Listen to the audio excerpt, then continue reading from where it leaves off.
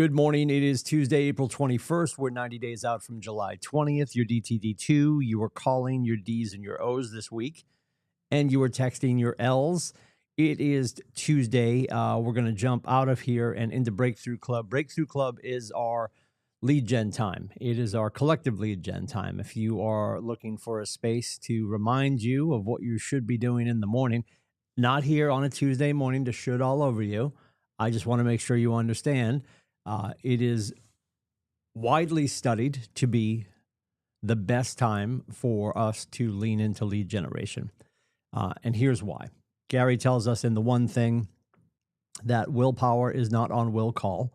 As much as we want to believe that we'll get to it later or I'll have enough energy in the afternoon, it will get away from you. So Robert Kiyosaki talks about, making sure we have time for ourselves in the morning, that millionaire hour. So you make time for yourself before the world gets to you. And then before the world really gets to you, you make time for your business, right? So the lead gen portion is very important. And I know people do it at all times of the day. I know we're always doing it. You're not out in the wild. And if you hear somebody say real estate, you're like, well, it's outside of lead gen hours. That's not my point. My point is, are you making sure, right? If we talk about Bold says have 20 conversations a day. 20 conversations a day where business comes up and you ask for the right to serve. Breakthrough is saying, okay, well, can we make the baseline at the very least, can we make it 10? So you could average that and say 15. If you hate odd numbers, I hate odd numbers. I'm going to round up and go to 16. The real question is, do you know, based on your efforts and your tracking, what your number is? It's a question I get all the time when people start, and we can set their goal, and we use Michael Michalowicz profit first, and we start with what you want in the bank after taxes, and we can reverse engineer that down, and then we get to based on if you just got started in real estate, let's just do 50-50 conversions. Let's assume you get a kitchen table, it's a 50-50 chance you're going to get it. If you sit with a buyer, it's a 50-50 chance until you start to build out your own conversions. Then hey, I'm at 85% at the kitchen table, and I'm at 90% with buyers, signing them, of course. But then they still have to get through talking to a lender and getting the truth about whether they're prepared to or not. All that aside, until we have our own conversion rates, we can't really math all the math out for you. And the one thing I've said to everybody when they join the company, because people always ask, well, Timmy, how many calls is it going to take? It's like the Tootsie Pop commercial with the owl. How many licks will it take? We have no idea, because I don't know your tenacity.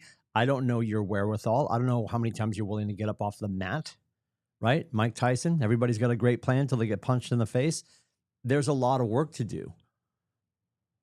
So what we can do for each other is provide a space to make sure, hey, just come here, camera on, microphone off, and do whatever you're doing to make sure that you're creating enough opportunities for yourself, whether that's through working on your marketing, whether that's through making phone calls. Maybe we've got an agent right now in our ecosystem in the 90th percentile on feedback from text messages. And that's probably in the way in which he's texting out. He's doing it in a way in which it's casual, it's emotional, it's care-filled, and he's getting responses back. And that's helping him climb the ladder, to the next text, to a phone call, to a coffee, to a cocktail, to, hey, what are your real estate? And people can be like, well, that takes too long. I'm just going to pick up the phone and say, are you going to buy, sell, or invest today? Then do it. And that's not the way everybody rocks and rolls. I can promise you that. And that's understanding. Are you high D? If you're high D, yeah, you're probably going to just knock on their door at 3 a.m. Put your pants on. We're going shopping. That's going to be that people are going to do that. And with certain people, they'll be like, let me get my pants. For a lot of people, and more often than not, you hear me say this number all the time, we have to tell everybody we're in real estate 7 times before they forget. Even if they knew us from other venues, even if it was our roommate from college or somebody we used to work with at Liberty Mutual.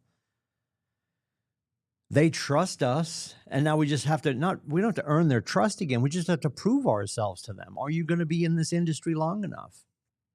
And that's a challenge.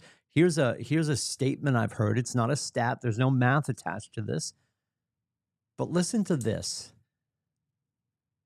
And this one, I heard this one and it grabbed the breath out of my lungs because I was like, that is crazy. And it's true because we've all seen it happen around us at some point. And I'm not saying you can't come back from this, but here's the statement. The reason most agents get involved in real estate, don't tell their loved ones they're getting involved in real estate, is because the fear of seeing them the next time when they're not in real estate is so large. Simply put, if you saw your cousins during chicken giving and Christmas and Hanukkah, maybe you didn't say you got your license because that limiting belief, that little voice in the back of your head said, but wait a minute, what if we get to Easter? What if we get to Passover and we see the family again and it didn't work out? That's like number two. Number one is I don't want to be salesy. I don't want to embarrass myself. I don't know what to say.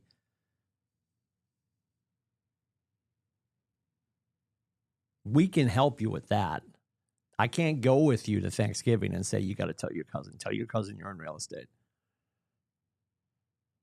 And what's fascinating is the people closest to us want us to do well. They'd love to be part of our story. And yet we hold back. We talked about this yesterday in Breakthrough, and I do this quite often. And the next time we sit down together, I'll be happy to do it with you. I'll let you pick your friend. We will call your friend. And this is how it goes, because we're going to use your phone. So we're going to call your friend with your phone. They pick up. You're sitting right over here. Usually everybody sits in the gray chair. I'm pointing to the gray chair. I know you can't tell where I'm pointing. And I say, hey, Craig, this is Tim. I'm a friend of Steven's. I work with him. Can you tell me what he does for work? And now for even the most veteran agent, their friends can be like, yeah, he's in real estate. And obviously, if I'm asking a newer agent that question, they're going to give me somebody that they know will say they're in real estate. So more often than not, the first question is answered. Hey, Craig, I really appreciate that. One more question, I'll let you go, get on with your day. Can you tell me how Steven does real estate? I know you know he does real estate. Can you tell me how he does it? And to a person, and it doesn't matter how veteran the agent is, their people can explain how they do what they do. And that's an industry-wide challenge because we romanticized it on TV. On HGTV, we're all dressed to the nines. We're swinging open doors saying, oh my God, we just had a price improvement. It's only 17.2 now. We've convinced the general public that what we do is easy, that we're absolutely overpaid. Because I promise you, you have friends that think that you have a base salary. You have a base salary. Anything you make at the closing table is just fun money.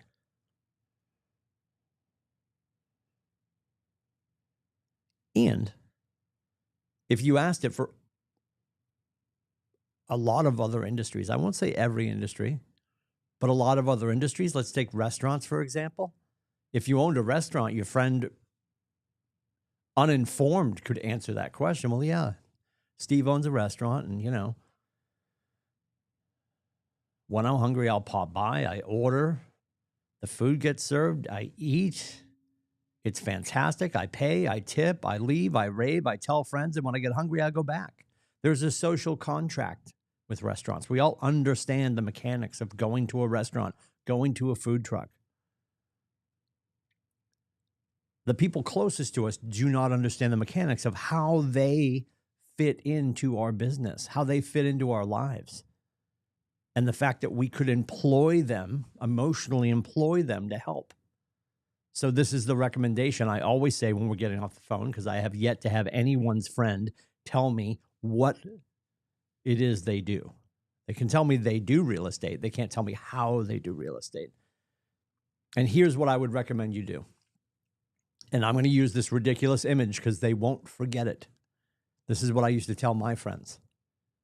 Hey, listen, while you're out in the wild for the rest of your natural life, if you ever hear someone say real estate, I need you to tackle them and then call me.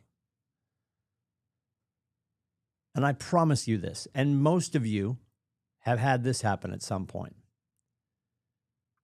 You've gotten a phone call from another agent. Hey, Julie, it's Claire.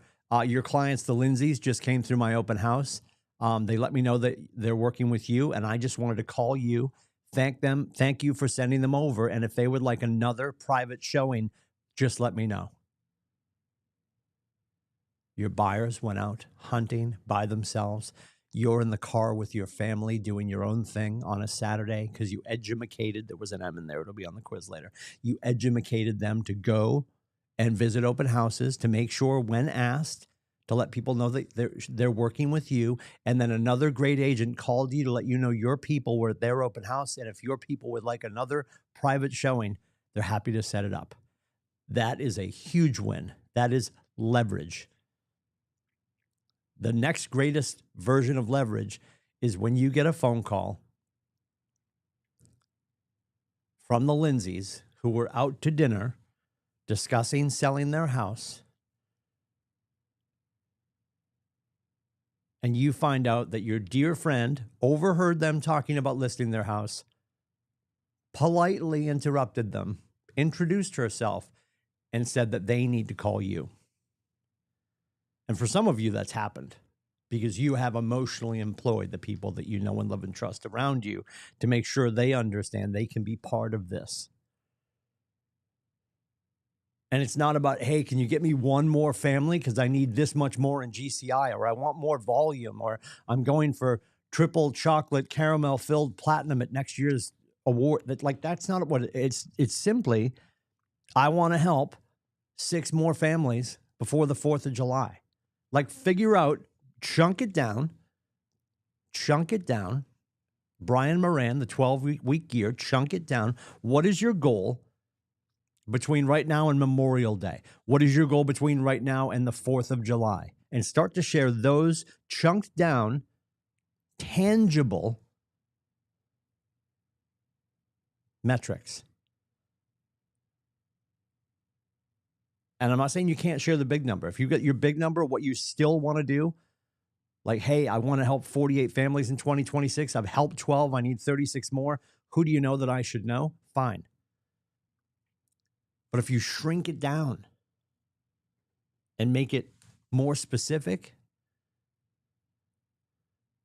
I'd like to help 4 more families find their dream home before the 4th of July. 4 before the 4th. Now your friends have that stuck in their head. Now you get your friends looking for people, for maybe even the house that you need, for the buyers that you have that are looking for a certain style home in a certain town.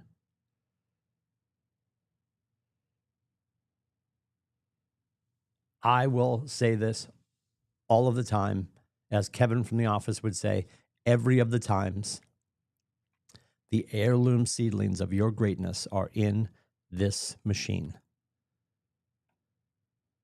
Start here. Have your conversations here. Leverage this. The people in your phone, the people in your life want to see you do well. I know, maybe not all of them. Most of your people want to see you do well. Let them be part of your story. If you want to go fast, you go alone. If you want to go far, you bring other people with you. Your people fit in your pocket. When's the last time you were brave enough to ask for help? It's the first call we make in bold. Hey, I'm in a class. We're having a contest. We all need to find a referral. Do you know someone that I can help? And people came back in and they wrote their numbers down on a whiteboard like they discovered fire because they simply called the people they know and love and trust and said, can you help me? And it's a brave thing to say, and it will be foundational for your business. So don't ignore this machine. Don't ignore the names inside. And the absolute joy that we get to call the people that we care about every day to fund this business, this passion that we love so much. Lock and load on that. We're going to have after Breakthrough Club today at 12 o'clock, we do the midday protocol where we talk about our conversations, our appointments, and our agreements signed. Join us for that.